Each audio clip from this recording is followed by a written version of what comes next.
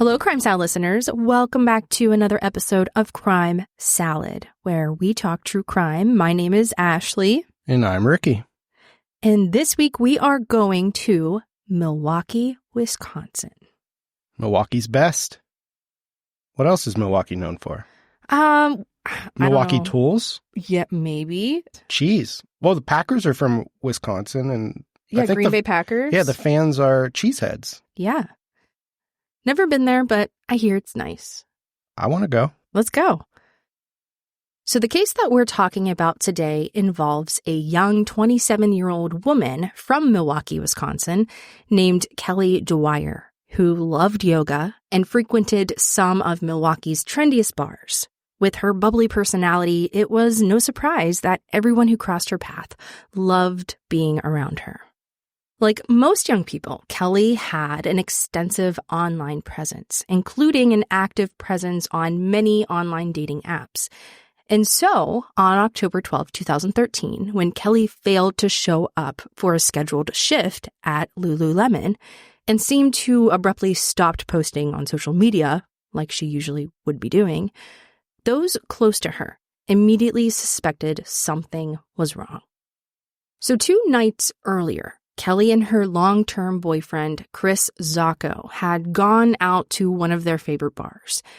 And after a casual late night out with friends, the couple went back to Kris's apartment, and Kelly seemed to have vanished from there. Now, this happened in October of 2013. Her family and friends felt like they knew pretty quickly who was responsible for Kelly's disappearance. But they were left searching and fighting for justice for 6 years before her boyfriend was charged with homicide. Wow, 6 years. Yeah. So it's hard to see a case like this where it seems clear to everyone what happened for so long without a conclusion. It must have been so frustrating for Kelly's family. Now, before we get into the story of what happened in October of 2013, we need to talk about how Kelly ended up in Milwaukee, Wisconsin. So Kelly Dwyer was born in Cook County, Chicago, on September 27th, 1986. And she grew up in Lincolnshire, a small suburb of 7,000 people, with her parents, Tony and Maureen, and her younger sister. She was bubbly and happy, and in high school, she played tennis and was a member of both the yearbook and the newspaper. Now, unfortunately, when Kelly was 16, her idyllic life was thrown a curveball when her parents announced their plans to divorce. Kelly took this really hard. Many people in her close circle commented that she seemed changed by this news. She seemed lost and directionless.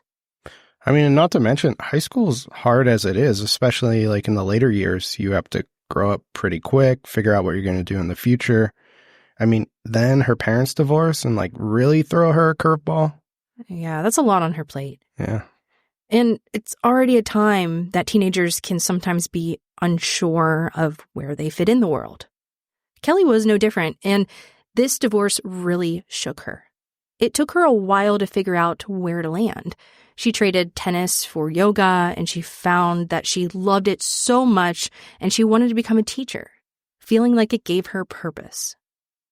And so Kelly relocated to Milwaukee 4 years after graduating from high school, where she split her time between working as an educator at Lululemon, teaching yoga at Core Essence, and working as a nanny for Chef Thomas Houck. Sounds impressive. Yeah, a well-known chef and a restaurant owner. Impressive. So she felt like she had found her home. She loved the vibe and the nightlife of the city. And like we said, she worked at Lululemon, and she was very close with her coworkers. They worked together and socialized outside of work. They went to the trendiest bars, went to parties and things like that. And Kelly was just at a time of her life where she was just loving life. Even her appearance began to change. Her social media featured more photos of her smiling, dressed up to go out with her friends at bars and clubs. She was just living it up. Living the good life.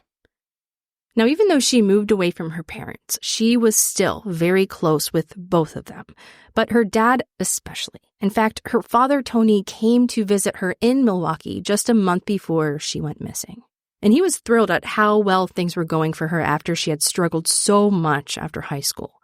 Tony says that Kelly was happy and animated, outwardly upbeat and confident, and it brought him some relief to see her landing on her feet. She loved the city she now called home and found purpose in her work at Lululemon. And she recently traveled for a work-related personal development seminar. Now, at this point, Kelly was even talking about her future with her boyfriend of almost a year, Kris Zacco, who said she had qualities that reminded her of her dad. Kris seemed like a good match for Kelly. He had relocated to Milwaukee in 2009, around the same time as Kelly, although they didn't meet up until a couple years later when they were introduced by a mutual friend. Kris was almost 10 years older than Kelly. He had a degree in international business from Boston University and worked as a chief information officer for TRC Global. A big cheese. Yeah, where his mom Joyce also worked. His job as an IT executive afforded him a lifestyle that included luxury cars and an 18th floor apartment in Park Lafayette Towers, which is an expensive lakefront building. Too fancy for me. Now, while Tony was thrilled to see the change in his daughter, he felt uncomfortable with the amount of partying Kelly seemed to be doing. Tony was probably right to be suspicious, even though she seemed to be openly sharing so many details of her life that she was admitting sharing the riskier aspects of her new life. Along with the partying, Kelly was regularly drinking and using cocaine, to the extent that in recent weeks, she had been sent home from Lululemon when her boss felt like she appeared intoxicated. That September 2013 visit was the last time Tony Dwyer would ever see his daughter. I mean, honestly, though, like, other than getting, sent home from work from Lululemon, for a 27-year-old in a big city, it's pretty normal to, like, be partying. I mean, it happens. Not that it can't get bad, but it's common. Yeah. Now, on October 12th, 2013, Kelly failed to show up for her shift at Lululemon, and her coworkers were immediately worried. Like most 27-year-olds in 2013, Kelly was very active on social media, but there had been no activity for several days, and all of their calls were going straight to voicemail. And one of her coworkers went to Kelly's apartment to check up on her. Her roommate answered the door and said she hadn't seen Kelly since October 10th, which was when she was leaving for a date with Kris. So what was that, like a couple days later, a day later? This was about 2 days after. Okay. So yeah, I mean, someone who posts on social media all the time, like their cell phones go into voicemail, it's kind of weird. Yeah, and they thought that too. Now, like we mentioned, the Lululemon crew, they were all very close. And Kelly's boss called her boyfriend, Kris, who ended up returning her call about 4 hours later and left a voicemail mentioning that he had been out Christmas shopping and had missed her calls. Kris's voicemail also said that Kelly had left his place around 9 a.m. on October 11th and that she wasn't answering his calls or text either. That's strange. You know what else is strange, though? Christmas shopping in October. For a man. Like, we don't plan ahead. Like, No. That's like, week of, day before type stuff. And it's weird that he specifically mentioned 9 a.m. on October 11th, Specific. Like, okay. Mm-hmm. That's weird. He said he'd assumed that she was angry with him, but now he was concerned to hear that no one else has heard from her either. Now, at this point, Kelly was officially a missing person, and her disappearance was reported to the police. And a lot of times, the over-explaining is often a clue of the guilty. Can be. Right. Plus, he waited around for 4 hours being like, oh my God, what am I going to say? Like, how am I going to pull this off? There you go. Or maybe he is innocent. We don't know. It can go either way.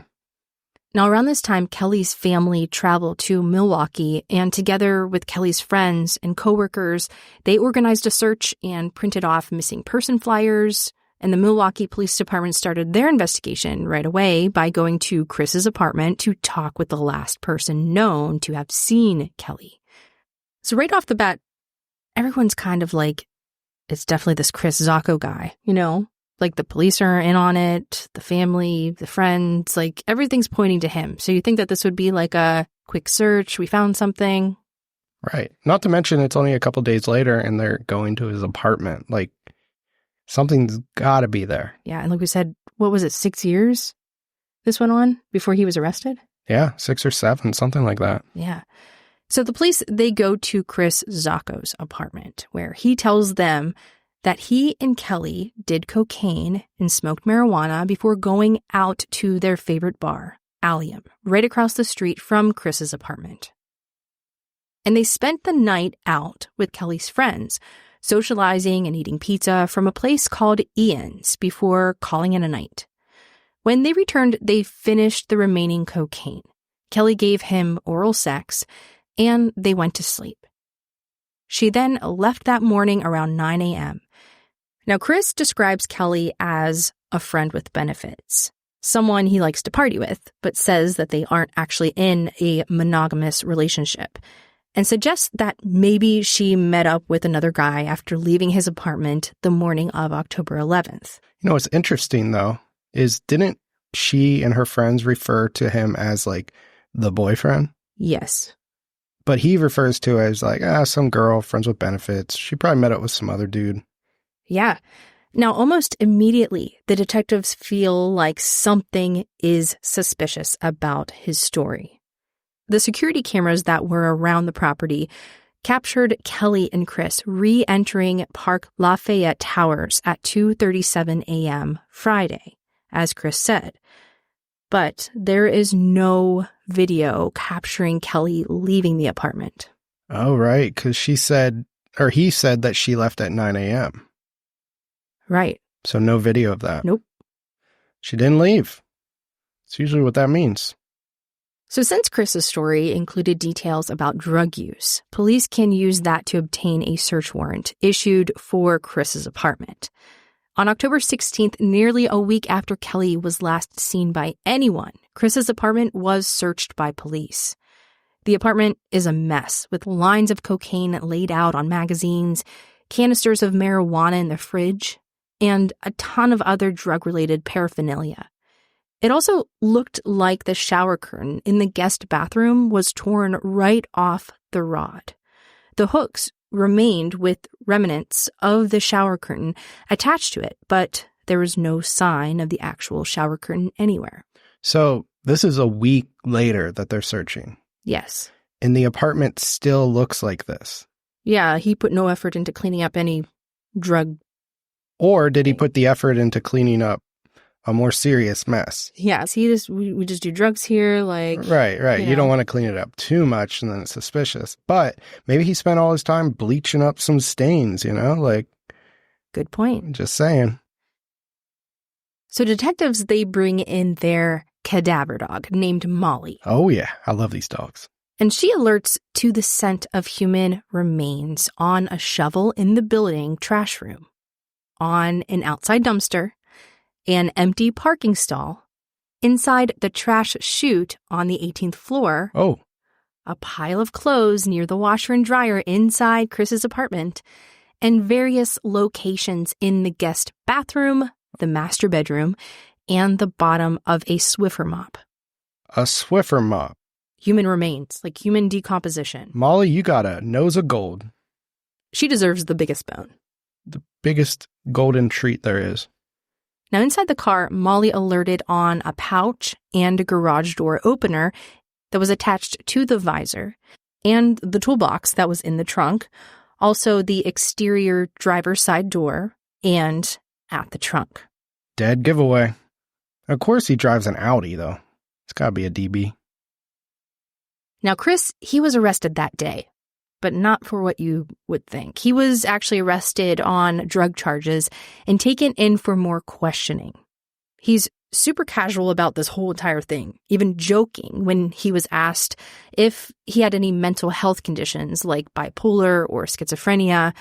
And he laughs and says, "I suppose that's open to interpretation by somebody." Sounds like he's watched The Joker too much. He's in villain mode. In villain mode. I like that. But I mean, think about it. how are you even joking about this whenever your girlfriend is missing and there's human decomposition scent found all over your belongings, like your apartment, your car? I mean, all the arrows are pointing straight to you. Yeah. I mean, honestly, like, this isn't some random girl. Like, are you not feeling anything? Like, feeling any type of way? Like, your girlfriend, you just found out your girlfriend is dead. Maybe it was his alter ego. Now, during this interview, Kris sticks to his story, giving the same details in the same timeline, but he does say something that comes back to bite him later on. When asked if Kris and Kelly were monogamous, Kris said no, saying that he's a bachelor who loves his current independent lifestyle and doesn't have anyone he would consider a girlfriend at all. DB. Now, while he's in custody, police search Kris's phone and find something that shocks them. There is a video of Kris and Kelly engaged in an aggressive sex act. Kelly is bound, and it's clear that she is struggling to breathe. What's not clear is whether she's conscious or even knows that she's being recorded. There is also a series of pictures that depict Kelly unconscious and naked on the bed. But the video and pictures were taken over 3 weeks earlier on September 22nd and not on the night Kelly disappeared. So, like, passed out unconscious from drinking or drugs, or like choked during sex and passed out? Like, do we know? Yeah, I'm not sure, but it was shocking, as they reported. Okay. Now, the video that they found on his phone was enough for another search warrant, and on October 17th, 2013, police returned to Kris Zacco's apartment to look for evidence of items that could be used to restrain another person, as well as collect data storage devices. And police found 1,020 pornographic files across several external hard drives and burned CDs. 110 of these files included BDSM themes. Now, Detective Sean Lips testified at a later trial that this included depictions of apparent non-consensual conduct or conduct involving any kind of asphyxia. But what they found wasn't like videos of her, right? No, these were just random videos, but they specified that it looked non-consensual. Like, these videos showed activity that involved, choking or making people pass out. Right. Against their will. So basically they're saying that this is a possible influence or a clue or something of what happened. Yeah. Like, putting these videos together along with the video on his phone kind of tells that he had some sort of strange kink. Yeah. But I think it's like, we're not saying that what was on the phone was consensual or not at this point. Yeah, no clue. Okay.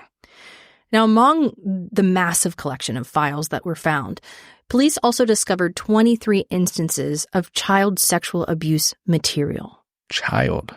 Yeah. Kris was charged with an additional 17 counts of possession of child pornography on October 23rd, 2013. What a piece of... I mean, not all Audi drivers are douchebags, but in this case, he was. Is it Audi or Audi? Audi? I don't know. Like, you got an Audi belly button? I don't. For the record, I don't. So Kris was finally going to trial, just not for anything related to Kelly's disappearance. And he pleaded not guilty to the charges related to the possession of child sexual abuse materials. His defense was that he didn't know that it was on his hard drives. Were they his hard drives? Yeah, they were in his house. Wasn't me. In an interview, Kris's mom, Joyce, said, if you were an IT guy, you collect stuff. So you collect old hard drives, you collect disks, you collect, you just collect IT equipment. And that particular hard drive was from his former place of work in Boston. He didn't know that it was even there.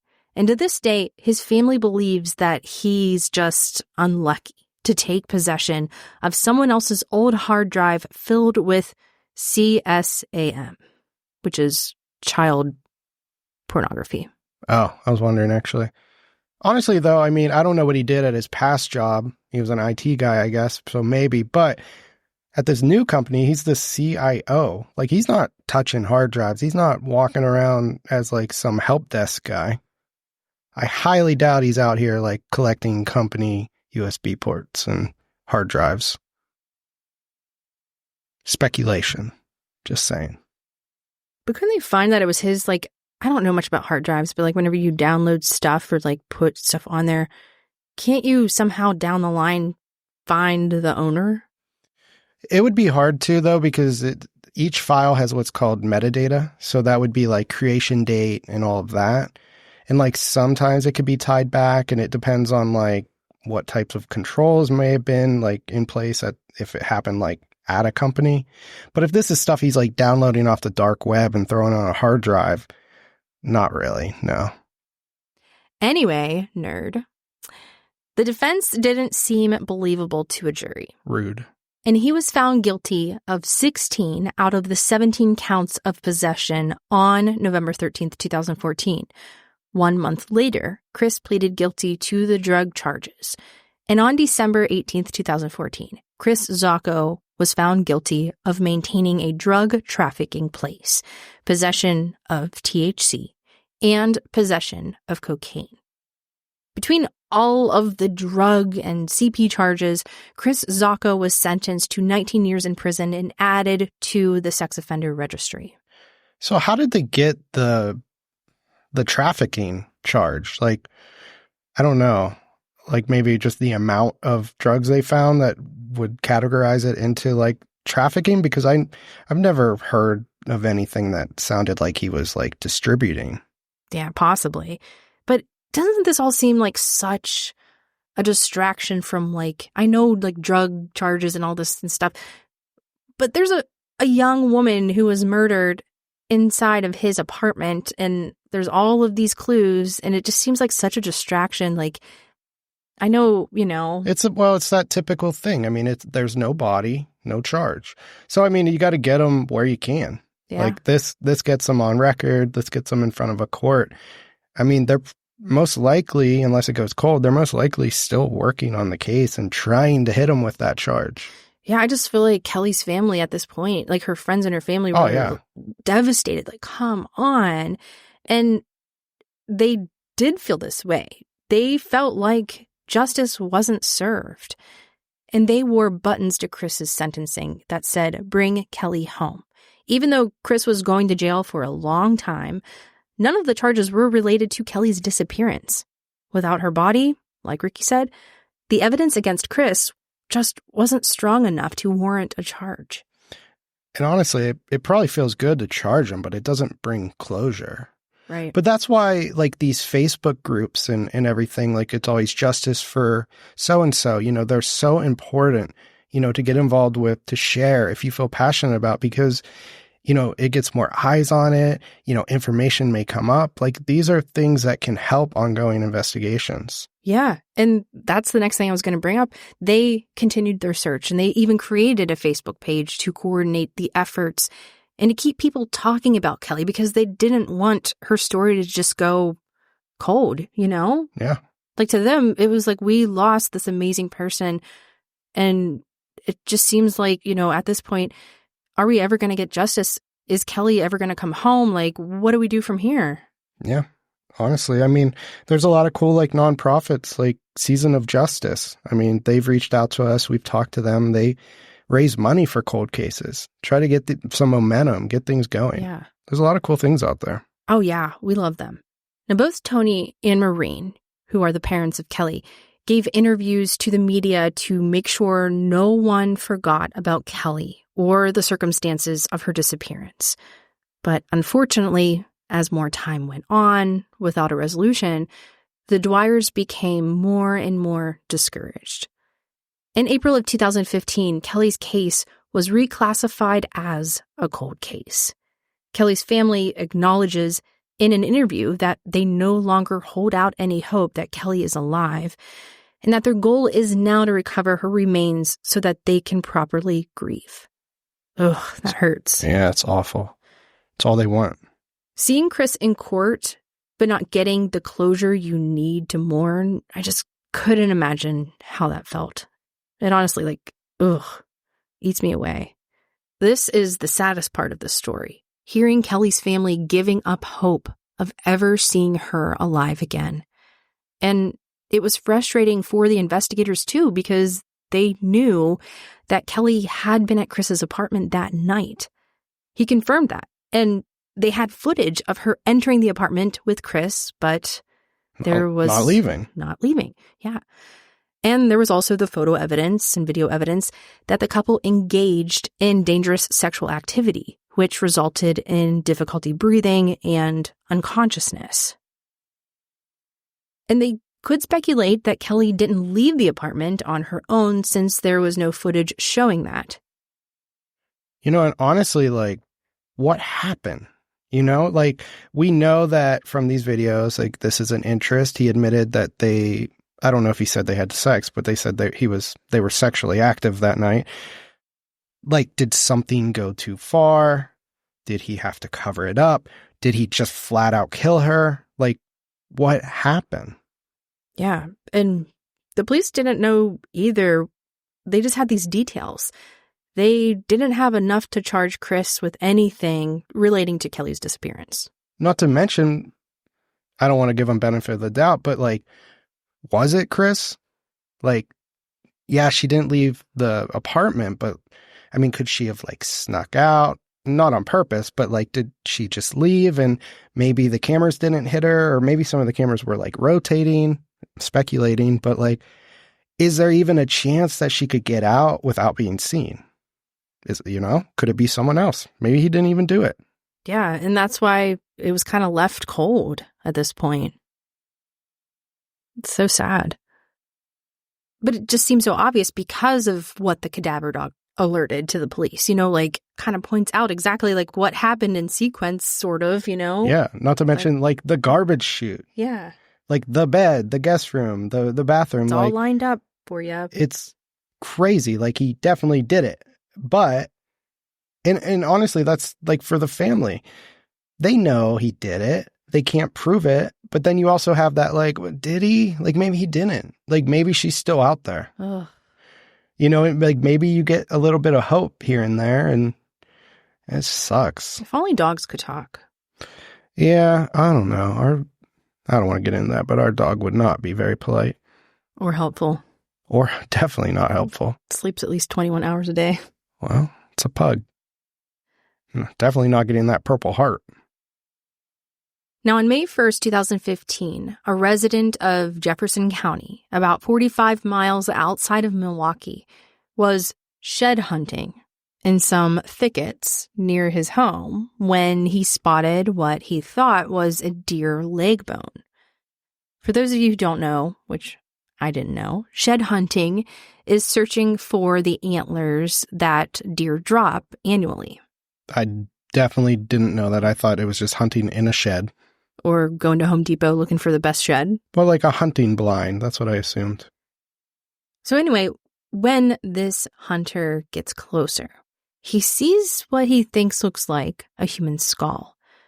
The whole skeleton is mostly intact, lying face down at the bottom of a deep embankment. The right leg is rotated inward, and the left arm is grotesquely contorted behind the ribs and backbone. There are no clothes or any other items, only bones. Now, according to the Justice for Kelly Dwyer Facebook page, when her family heard about the discovery, they just knew right away that the remains belonged to Kelly. So could there be some clues there, being that, one, she's naked? Could it have been during a sex act? Or coincidence? But, you have to think about it at least. Yeah, true. It took the police 5 days before the remains could be identified as Kelly's using dental records. 19 months after her disappearance, Kelly's remains had finally been found. Now that they identified the remains, the investigation is reclassified again as a homicide, although prosecutors decided to take their time with the investigation because Kris is already in prison serving a 19-year sentence. Well, taking their time would be an understatement. I mean, we said at the beginning this was like a 6-7 year case, and they found the body after 19 months? Yeah. Well, they wanted to make sure that they had a rock-solid case before filing charges. I mean, I guess he's already in jail. Is that what they're saying? Mm-hmm. It's not going anywhere. Now, the medical examiner at this time was unable to determine an official cause of death due to the condition of Kelly's remains. But the lack of physical evidence of violence supports the police theory of how Kelly died based on that September 22nd, 2013 video they found on Kris's phone.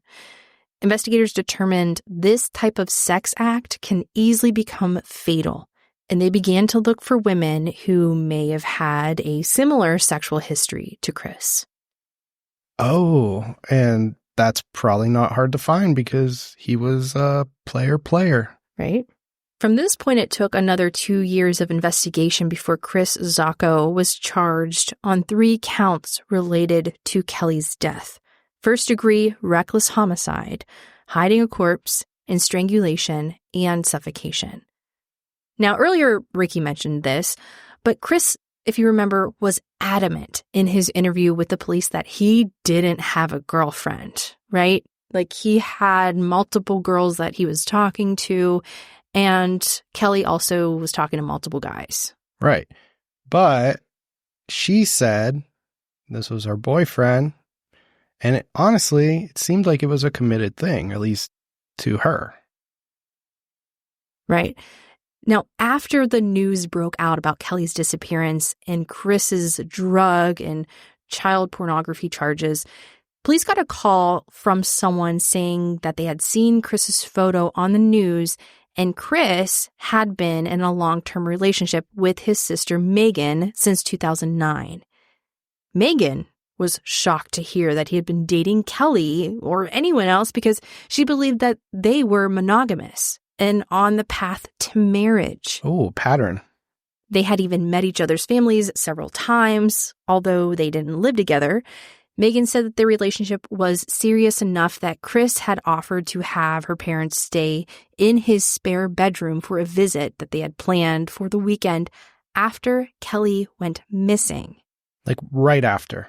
Yeah, and if you remember, Molly, the cadaver dog, alerted to the police human decomposition in that guest room. Right, and they didn't even search the apartment for a week.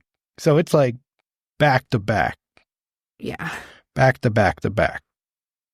Now, Megan, this young woman, she ended up becoming a key witness. She spent the weekend with Kris after Kelly's death and could speak to changes in his behavior over the weekend.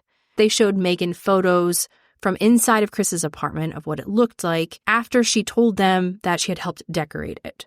She provided details about the timeline of events and confirmed if there was anything missing from his apartment. Like, oh, that rug's gone. I bought that rug. Yeah. Oh, that lamp. And Megan confirmed that the guest bathroom was missing the shower curtain, which, do you remember the little... You get water all over the floor if you don't have that. There was also a rug and some towels missing. Wasn't there like fragments of fabric or something like on the shower curtain hooks? So, you know, like if you could picture a plastic shower curtain with like those metal circle things. If you like ripped it off. If you pulled it off, those metal little circle things would like still remain. Yeah. So that's what was left behind. During the police search, they found that and was like, okay. Oh, that's weird. So even if there was like a new shower curtain, then they saw like remnants of the old material or whatever, the old pieces. Yeah. When the police went to go look inside this apartment, there wasn't a shower curtain at all. That's weird. Now, Megan also mentioned that there was something much larger missing from the apartment, a travel golf bag that Kris had left in front of the TV for weeks. Wait, travel golf bag? Not just a golf bag. This is something different. This is like a bigger sized golf bag that... Oh, to put the golf bag in. Like if you're traveling. What? I'm reverse engineering this, but this is a suitcase for a golf bag. Basically, it could fit a body if you really tried to stuff a body in there. But a suitcase for a golf bag. I'm right. Yeah. Okay.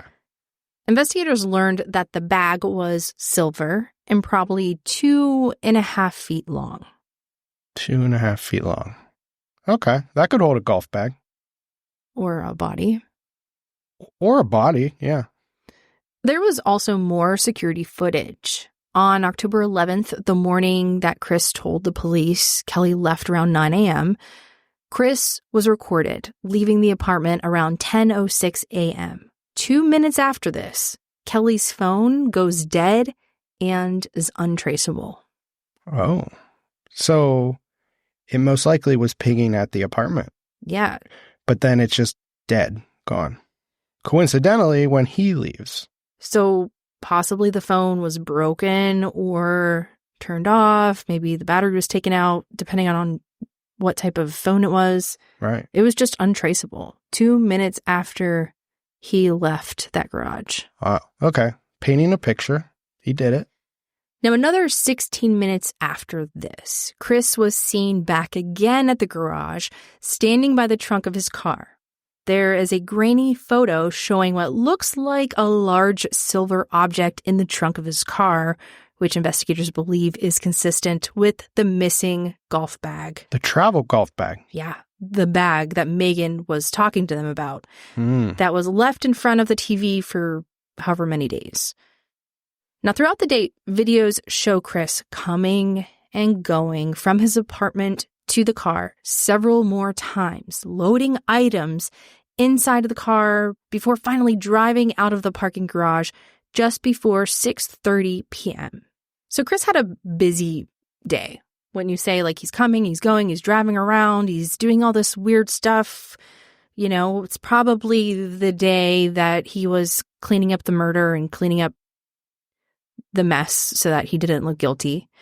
Well, on this same day, during the evening of October 11th, he was supposed to meet up with Megan on a date around 7:30, but he arrived an hour late because that day. Yeah, he just got kind of caught up with, you know, busy stuff, personal stuff. I mean, he's packing the car the entire day, wasn't going on a trip, and he's late for a date? Yeah, I don't know. It's weird.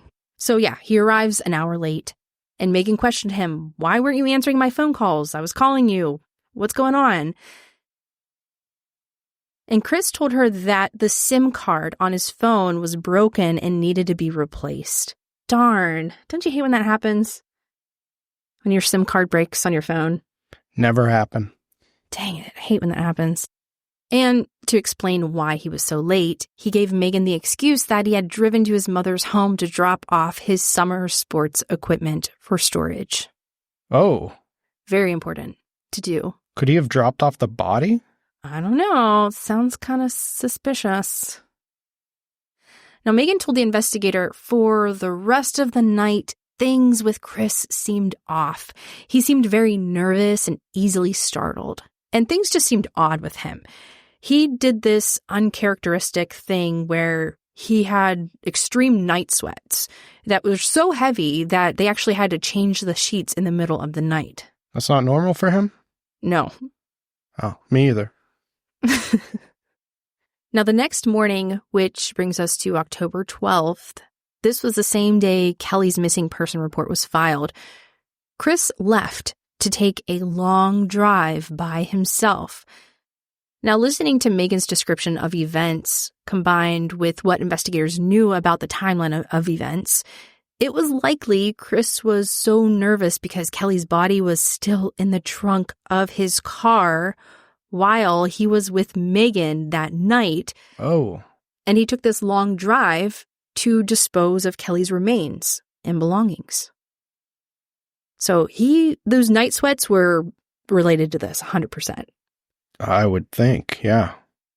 Wait, so that would mean that Kelly was most likely like in the car overnight, like while he was staying at Megan's. Yeah, outside of Megan's apartment, and he's just thinking to himself like, oh my gosh, there's a body in the back of my car. Oh my gosh, you know. Yeah, there's no way, like he didn't sleep. No wonder why he had the night sweats, soaking those sheets. Freaking out. Peed his pants, probably. Now, this was all such a weird timeline of events. The errands that Kris ran were just strange. He went to a specialty cheese shop in Madison, Wisconsin, where he bought a block of spicy cheese because it was a favorite of Megan's parents. You know, the ones who were coming to stay in his guest room in a matter of days? Yikes. And his cell phone was off for most of the day, but debit receipts show that Kris purchased the cheese at 9:55 a.m., and around noon he purchased new running shoes from a Sports Authority store. Now, despite the two locations only being about 45 minutes apart, there was a 90-minute time gap that Kris could not account for. Not to mention his cell phone's off this entire time. Very strange. Which I wonder if that's why he made up the little like SIM card thing. Yeah. Now, just to remind you, this specific day where he ran all these errands, getting cheese and new shoes and driving, over an hour away or however long it was, this was the day that Kelly was reported missing. Right. So he was kind of just like running away from that, like trying to avoid, family and her friends and stuff like that, questioning him. I'm just going to go on a cheese run. I'm going to pick up some new shoes and go shopping. Honestly, though, too, I mean, he's like totally off the radar. Yeah. And what did he do during that 90-minute gap?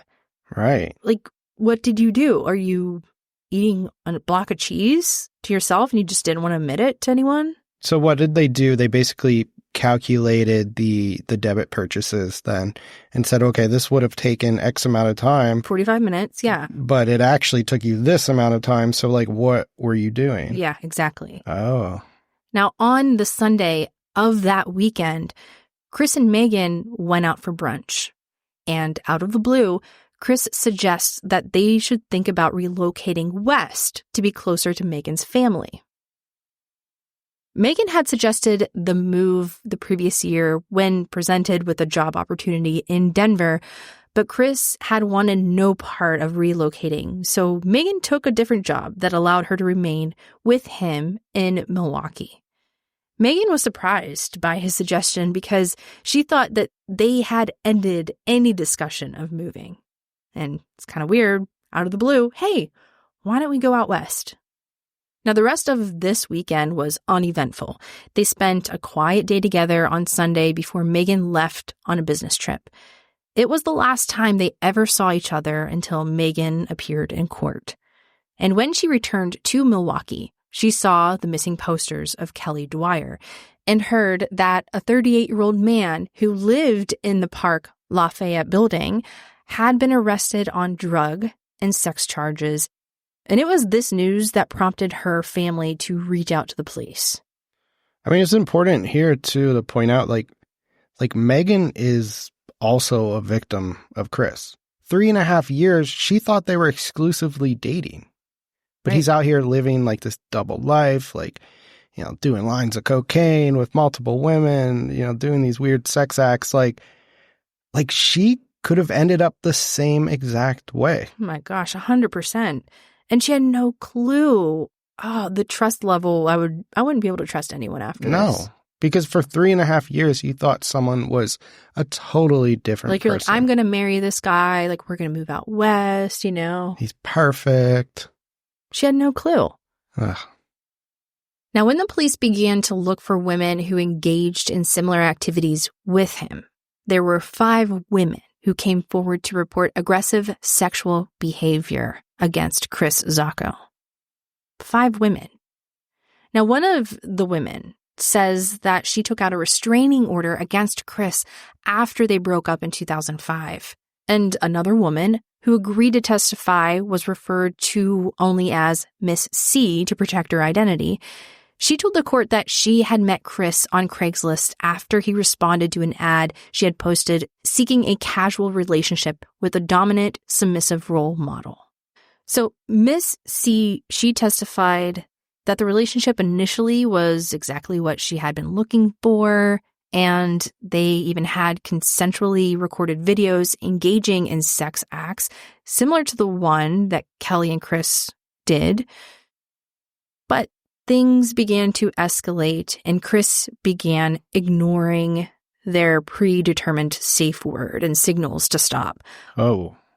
Although all of their encounters occurred at Kris's apartment, things between them escalated when Kris showed up at her home and raped her while her children were asleep in a nearby room. Jesus. After that point, she discontinued all contact with him because she believed that she was no longer safe and willing to participate in their relationship.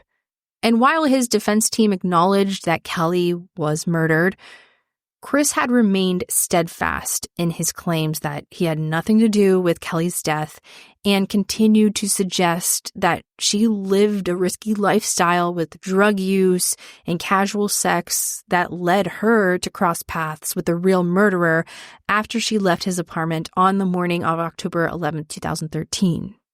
I mean, it worked for OJ. He always said the murderer was still out there. The real killer is still out there. Well, he just died, so. Rip. After 9 days of testimony, the jury began their deliberation. It only took them 3 hours to reach their decision on October 5th, 2018, almost exactly 5 years after Kelly Dwyer went missing. Kris Zacco was found guilty on all 3 counts: first-degree reckless homicide, hiding a corpse, and strangulation and suffocation. Now, in addition to the 19 years Kris was already serving on drug and child pornography charges, he was sentenced to 26 years for first-degree reckless homicide and 5 years for hiding Kelly's body. The charges of homicide, hiding a corpse, and his existing sentence are to be served consecutively. An additional 2-year sentence for the strangulation in the September 2013 phone video will be concurrent. Judge Jeffrey Wagner called Kris's decision to hide Kelly's body and leave her family agonizing about her fate for more than a year extremely aggravating. And he made an unexpected decision to add a $10,000 fine to the charge for hiding a corpse. Whether or not Kelly's death was intentional or accidental, it's pretty clear that Kris Zacco took extreme steps to cover up her death and hide her remains. The prosecutor in this case, Sarah Hill, described this decision and continued denial as an utter lack of empathy that demonstrates extreme narcissistic, almost pathological behavior. To Kris Zacco, Kelly Dwyer was expendable, something to be used and thrown away, she said.